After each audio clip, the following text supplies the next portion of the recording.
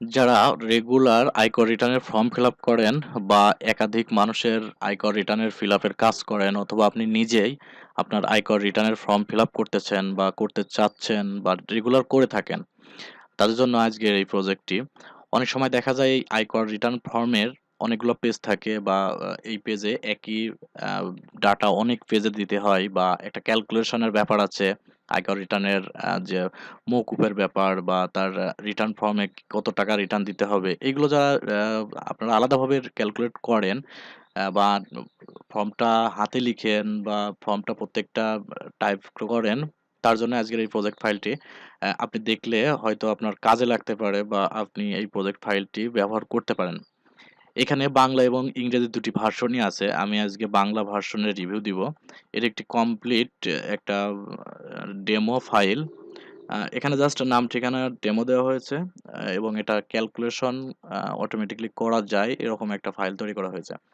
এখানে ১০টা বা ১১টা টোটাল পেজ পাবেন। এখানে ব্যালেন্স শিটও যুক্ত করা আছে। হ্যাঁ, এখানে আপনি পেজ 1, পেজ 2 এভাবে অনেকগুলো পেজ পাবেন এবং একটা সোর্স ফাইল পেয়ে যাবেন। সোর্স ডাটা বা যেখানে আপনি ডাটা স্টোরেজ করে রাখবেন। একের অধিক ব্যক্তির ফর্ম ফিল আপের জন্য আপনি ওখানে ডাটা স্টোরেজ করে রাখলে রেগুলার আপনি কাজ করলে একই ফাইল থেকে অনেকের আয়কর রিটার্ন ফর্ম ফিল আপ করতে পারবেন।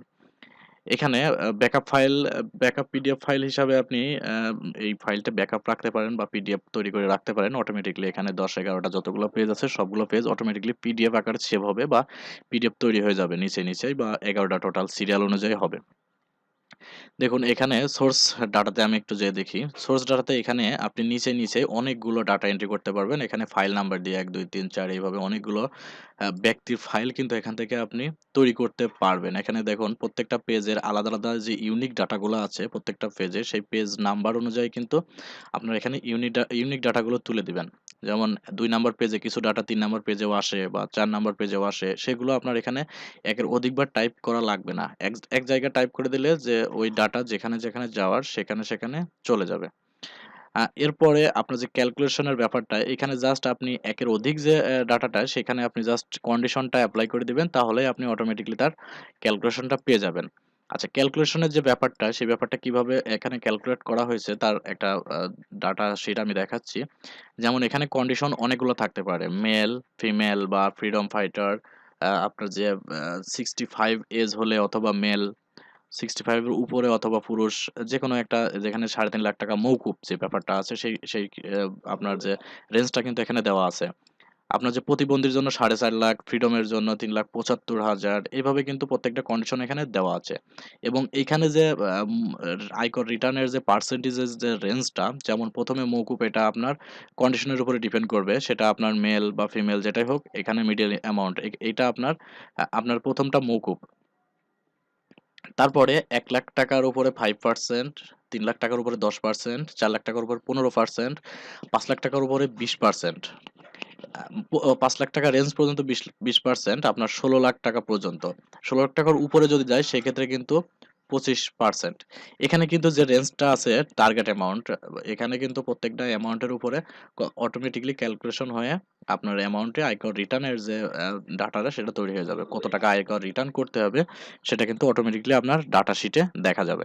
দেখুন এখানে ২ নাম্বার পেজে আমি একটু ২ নাম্বার পেজে যাব। ২ নাম্বার পেজে দেখুন এখানে কিন্তু টোটাল আয়কর রিটার্ন যেটা আরোপযোগ্য আয়কর ৳৫,০০০, এটা কিন্তু এই টোটাল মোট আয়ের থেকে ক্যালকুলেট হয়ে আসছে। ৳৪,৫০,০০০ উপরে কিন্তু অটোমেটিক্যালি ক্যালকুলেট হয়ে আসছে। আচ্ছা, ১ নাম্বার থেকে আপনারা ফর্ম ফিল আপ করতে হলে আপনাকে যে ডাটাগুলো ইউনিক ডাটাগুলো এন্ট্রি করে নিতে হবে। আপনি একটু দেখে নিবেন যে ফর্মে ইউনিক ডাটাগুলো কোথায় আছে। এবার প্রত্যেকটা পেজে ইউনিক ডাটাগুলো কোথায় আছে আপনি দেখে নিবেন। দেখার পরে যদি আমার ফাইলটি আপনার মনে হয় যে কাজ করতেছে, সেক্ষেত্রে আপনি আপনার ফাইলটা নিতে পারেন।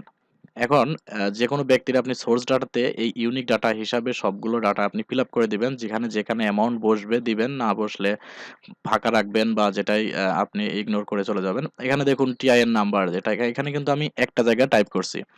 সবগুলো ১২টা বা ১৪টা যে কয়টা সংখ্যা থাকুক আপনি এক জায়গায় টাইপ করবেন অথবা এনআইডি নাম্বার যেটা জাতীয় পরিচয়পত্র নাম্বার, এখানে কিন্তু আপনি একের অধিক যেগুলো ১২ বা ১৪ সংখ্যা আছে এখানে টাইপ করবেন।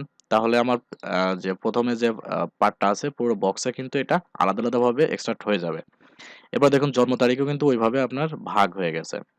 এটা সম্পূর্ণ অটোমেটিক প্রস্তুত করা আছে। আপনার এখানে কোনো প্রকার এডিট বা সংশোধন করা লাগবে না। যদি লাগে সেক্ষেত্রে আমাকে বলবেন, আমি এডিট করে দিব। তারপরে ফাইলটা আপনার কাছে থাকবে। এই দেখেন প্রত্যেকটা শিটে কিন্তু আনপ্রোটেক্ট একটি বাটন আছে। এগুলো লক করা। আপনি আনপ্রোটেক্টে ক্লিক করলে এটা আপনি এখান থেকে ফর্মুলা এডিট করতে পারবেন, বা এখানে যে অ্যামাউন্ট বা যেকোনো কথা যদি পরিবর্তন লাগে সেক্ষেত্রে আপনি করে নিতে পারবেন। আপনি শিট চেঞ্জ করলে বা অন্য পেজে চলে গেলে কিন্তু ওই শিটটি অটোমেটিক্যালি আবার লক হয়ে যাবে। এজন্য আপনাকে আবার আনপ্রোটেক্ট বাটনে ক্লিক করে তারপরে আবার আপনাকে এটাকে এডিট করতে হবে। এখানে কিন্তু এডিটের খুব বেশি প্রয়োজন নাই। জাস্ট আপনি ইউনিক ডাটা, সোর্স ডাটা থেকে প্রত্যেকটা ব্যক্তি ফাইলের ইউনিক ডাটাগুলো আপনি এখান থেকে এন্ট্রি করবেন। অটোমেটিক্যালি তা আপনার যেখানে যেখানে ক্যালকুলেশন হওয়া বা যেখানে যেখানে ডাটাগুলো সেট হওয়ার সেগুলো কিন্তু হয়ে যাবে। আপনি জাস্ট এখান থেকে সোর্স ডাটাটা একবার ফিল আপ করে নেবেন, আর জাস্ট ব্যাকআপ ফাইলটা নিয়ে নিলেই আপনি এটাকে ব্যাকআপ হিসাবে রাখতে পারেন, বা যেখানে যদি আপনার প্রিন্ট দেওয়ার প্রয়োজন হয় আপনি প্রিন্ট দিতে পারেন। আমি একটা জাস্ট ব্যাকআপ হিসাবে পিডিএফ ফাইলটা ক্লিক করতেছি। দেখুন ব্যাকআপ পিডিএফ ফাইলে ক্লিক করলে আমার অটোমেটিক্যালি 11টা বা 12টা পেজ এখানে কিন্তু অটোমেটিক্যালি সেভ হবে। একটু সময় নিচ্ছে। ওকে, পিডিএফটা কনভার্ট হয়ে গেছে। কনভার্ট হয়ে যাবে আপনার টোটাল সিকোয়েন্স অনুযায়ী 1 2 3, এই দেখেন পেজ নাম্বার অনুযায়ী কিন্তু একের পর এক এটা সিকোয়েন্স অনুযায়ী আপনার পেজ নাম্বারটা তৈরি হয়ে যাবে, এবং সবগুলো পেজ একের পর এক এখানে সেট হয়ে যাবে। এখানে অতিরিক্ত একটা পেজ দেওয়া আছে যেটা পেজ এক্সট্রা। সেখানে আপনি চাইলে আপনার কোনো কিছু যদি এক্সট্রা প্রয়োজন হয়, এখান থেকে চালান শিট তৈরি করা দরকার হয় বা যেকোনো শিট এখানে কিন্তু আপনি এক্সট্রা অ্যাড করে নিতে পারবেন। আমি টোটাল 11টা পেজ পিডিএফ কনভার্ট করে দেখিয়েছি বা সেট করে দিয়েছি, যেটা আপনি চাইলে এই এক্সট্রা পেজ এক্সট্রাতে এখানে কোনো কিছু এডিট করে দিতে পারেন, তাহলে আপনি এটাও আপনার ওই পিডিএফ এর সঙ্গে অ্যাড হয়ে যাবে। আপনি চাইলে বাংলা এবং ইংরেজি উভয় ফাইলই নিতে পারেন। সেক্ষেত্রে আমার দুইটাই একইভাবে একই কন্ডিশনে কিন্তু ফরম্যাটিং করা আছে, বা ক্যালকুলেটটা ওইভাবে করে দেওয়া আছে। আপনি বাংলা বা ইংরেজি যে ফরম্যাটটা আপনার ভালো লাগে সেই ফরম্যাটে আপনি আপনি চাইলে বাংলা এবং ইংরেজি যেকোনো একটি ভার্সন নিতে পারেন, বা দুইটি ভার্সনই আপনি নিতে পারেন। সেক্ষেত্রে কন্ডিশন বা আপনার যে ক্যালকুলেটর যে ব্যাপারটা সেক্ষেত্রে একই থাকবে। আপনার আয়কর যে রিটার্নের যে পার্টটা সেই পার্টটা কিন্তু একই থাকবে। আপনি এখানে একটু ফলো করলেই বুঝতে পারবেন। এখানে যে টোটাল আরোপযোগ্য যে আয়করটা সেই আয়করটা কিন্তু একইভাবে অটোমেটিকলি সেট হয়ে যাবে। একইভাবে এখান থেকে আপনি সোর্স ডাটাতে প্রোফাইলের যে ডিটেলস আছে সেটি আপনি এখান থেকে অ্যাপ্লাই করে কন্ডিশনটা যদি চেঞ্জ করে দেন অটোমেটিকলি আপনার সম্পূর্ণ অটোমেটিক ক্যালকুলেট হয়ে যাবে। যদি আপনার এই ফাইলটি প্রয়োজন হয় বাংলা অথবা ইংরেজি বা দুইটি উভয় ফাইল প্রয়োজন হয়, সেক্ষেত্রে আমাকে স্ক্রিনে দেখানো ফোন নাম্বারে ফোন করতে পারেন, অথবা আমার ডিসক্রিপশনে কন্ট্যাক্ট ডিটেলসে যেটা দেওয়া আছে সেখানে আপনি যোগাযোগ করলে পেয়ে যাবেন। আর এর পরবর্তী যে আপডেট আসবে আপনার 2021 সালের, যদি কোনো নতুন আপডেট থেকে থাকে অবশ্যই আমি ফাইলে আপডেট দিয়ে দিব। পরবর্তীতে আপনার এই ফাইলটি যদি প্রয়োজন তখনও আপনি আমাকে নক করলে ফাইলটি পেয়ে যাবেন। তবে বলে রাখা ভালো, আমার এই প্রজেক্টটি করতে একটু সময় লাগছে। সো এখানে একটু পেইডের ব্যাপার আছে। আমি চাইলেই ফ্রিতে এটি দিতে পারবো না। ফ্রি চাহিয়া লজ্জা দিবেন না। আপনার যদি প্রয়োজন হয় অবশ্যই পেইড করার মন মানসিকতা নিয়ে ইনবক্স করবেন অথবা আমাকে নক করবেন।